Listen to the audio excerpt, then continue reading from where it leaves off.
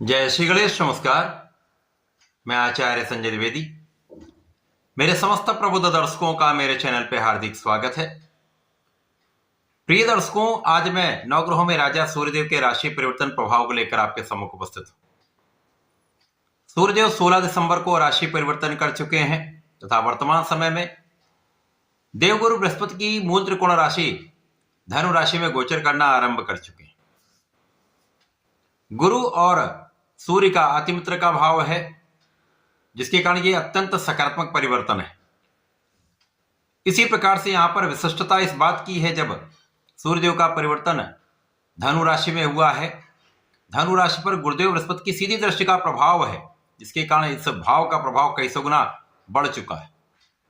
इसके साथ ही साथ यदि हम अवलोकन करें तो धनु राशि में पहले से ही मंगल का गोचर चल रहा है।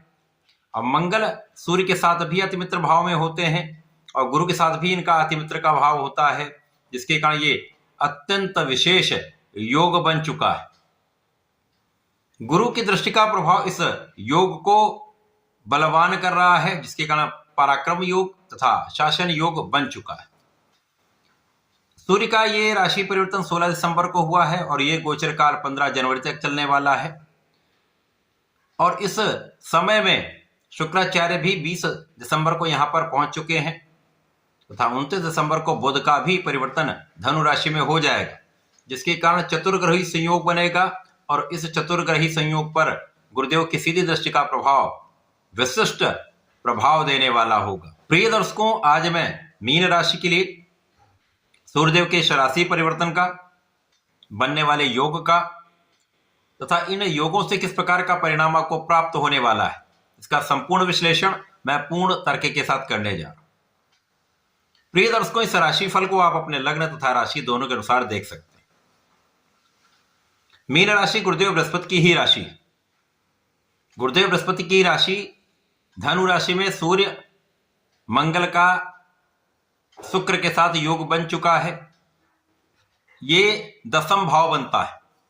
तो मीन राशि के लिए कर्म क्षेत्र में त्रिग्रही संयोजन बन चुका है, जहां पर गुरुदेव बृहस्पति की सीधी दृष्टि का प्रभाव इस स्वभाव के प्रभाव को विशेष बनाने वाला है। अब सूर्यदेव तो राजा है, राजा के समान ही इनका कर्तव्य है, उत्तरदायित्व है, क्षमता है, प्रभाव है, बल है, सामर्थ्य है तथा एक विशेष आभामंडल सूर्य का होता है। इस आभामंडल के समक्ष समस्त ग्रहों का प्रभाव क्षीण हो जाता है। इसीलिए जब सूर्य साथ में होते तो अन्य ग्रह अस्त हो जाते।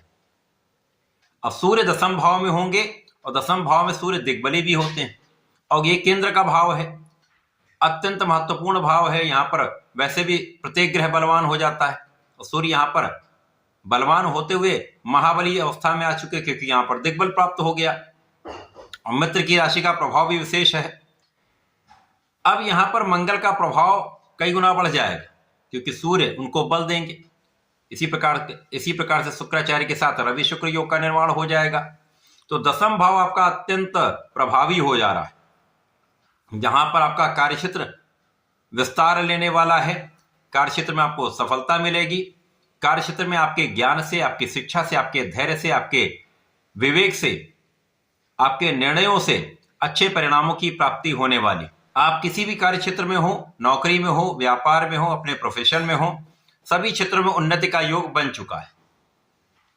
इस समय में आपको भाग्य का साथ मिल रहा है और भाग्य का साथ जब आपके कर्म से समावेशित हो जाता है तो आप समस्त क्षेत्रों में कम परिश्रम से भी अच्छा लाभ ले पाते हैं। यद्यपि इस समय आप मानसिक रूप से दृढ़ रहेंगे, शारीरिक स्वास्थ्य भी आपका अच्छा रहेगा, मानसिक स्वास्थ्य भी आपका बहुत अच्छा रहेगा, जिसके कारण आप इस समय का समुचित उपयोग करने वाले। अब इस समय में भाई बहनों का सहयोग भी मिल जाता है, अच्छे मित्रों का साथ प्राप्त हो जाता है, जिसके कारण इस समय का सही उपयोग आप कर पाते हैं। जो जातक नौकरी के लिए प्रयास कर रहे थे, अब उनको पूर्ण रूप से सफलता मिल जाएगी, उनका ये प्रयास सफल होने वाला है। यदि आप नौकरी कर रहे हैं तो वहां पर अच्छी अपॉर्चुनिटी आपको प्राप्त हो सकती है, अच्छे अवसर आपको मिल सकते हैं।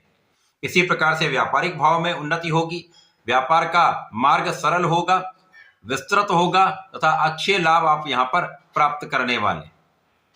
इसी प्रकार से इस समय में आपको आपके प्रोफेशन से नए नए अवसर मिल सकते हैं। तो यही एक मार्ग है जिससे आप अच्छा धन लाभ प्राप्त कर सकते हैं, मान सम्मान की प्राप्ति कर सकते हैं। इस समय में आपकी क्षमता के कारण, आपकी योग्यता के कारण यश वृद्धि का योग बन चुका है। अब ये समय ऐसा है कि जब ज्ञान के कारक गुरुदेव बृहस्पति हैं, जो मांगलिक कार्यों के भी कारक हैं, विवेक भी देते हैं, इनकी राशि में ये समस्त योग बन रहा है। अब बुध जब यहां पहुंच जाएंगे तो ज्ञान के साथ बुद्धि बल, धैर्य के साथ पराक्रम तथा आपके योग्यता के साथ आपके निर्णय की क्षमता तथा नेतृत्व की क्षमता आपको विशेष प्रभाव देने वाली। तो ये समय आपका है। यदि इस समय में आप पूर्ण मनोयोग से अपने आत्मबल के साथ किसी भी कार्य क्षेत्र में अपना संपूर्ण प्रयास कर लेते हैं तो आपके प्रयासों का पूर्ण फल आपको प्राप्त होने, 100% आप लाभ ले पाएंगे। यहां पर सरकारी तंत्र से, सरकार से, सरकारी सेवाओं से, प्रशासनिक तंत्र से तथा राजनीति से एक अच्छा लाभ आपको प्राप्त होता दिख रहा है। चहुओर विस्तार का योग बन रहा है। यहां पर आपके चतुर्थ भाव की प्रबलता आपको मिलेगी। अब चतुर्थ भाव जो सुखों का भाव है, ऐश्वर्य वैभव, भूमि भवन वाहन का भाव है, तो इस भाव का विशेष लाभ आप लेने वाले हैं। भूमि भवन वाहन का आप उपयोग करेंगे, भूमि भवन वाहन का आपको लाभ अवश्य प्राप्त होगा। इस समय यदि आप प्रयास करेंगे तो आपके भूमि भवन वाहन से आपको लाभ अवश्य मिलने वाला है। माता के सुखों में वृद्धि होगी तथा इस समय में लोगों का संपूर्ण साथ आपको प्राप्त होता है, सहयोग मिलता है। और जब इस समय में आपको लोगों का सहयोग मिल जाता है, माता पिता का आशीर्वाद मिल जाता है, परिवार का साथ मिलता है, तो आप इस समय में प्रसन्नचित्त भी रहते हैं, सफलता की प्राप्ति करते हैं, तो आप बहुत मोटिवेटेड रहते हैं। तो इस समय में सूर्य का परिवर्तन आपके लिए अत्यंत विशेष प्रभाव दे रहा है। आपको ऋण की प्राप्ति करा सकता है। यदि आप ऋण के लिए प्रयास कर रहे हैं, व्यापार बढ़ाना चाह रहे हैं, तो ऋण प्राप्ति हो सकती है। इसी प्रकार से यदि आप चाहें तो अपने ऋण को आप उतार भी पाएंगे तथा बहुत कुछ आप रोगों से मुक्त रहने वाले, शत्रुओं पर आपकी विजय अवश्य हो। इस समय को अत्यंत प्रभावी तथा सफल बनाने के लिए आपको सूर्यदेव को जल देना चाहिए, ओम आदित्याय नमः का जप करना चाहिए तथा भगवान संकट मोचन की शरण में रहकर ओम हम हनुमताय नमः का जप करें। इसी प्रकार से आप यदि संकट नाशन हनुमानाष्टक का नित्य पाठ करते हैं, विशेष रूप से संध्या के समय यदि आप करते हैं, तो विशेष लाभ आपको मिलेंगे, समस्त समस्याओं से मुक्त होकर लाभ प्राप्त कर पाएंगे। ऐसा करके इसका उपयोग करें। धन्यवाद, नमस्कार।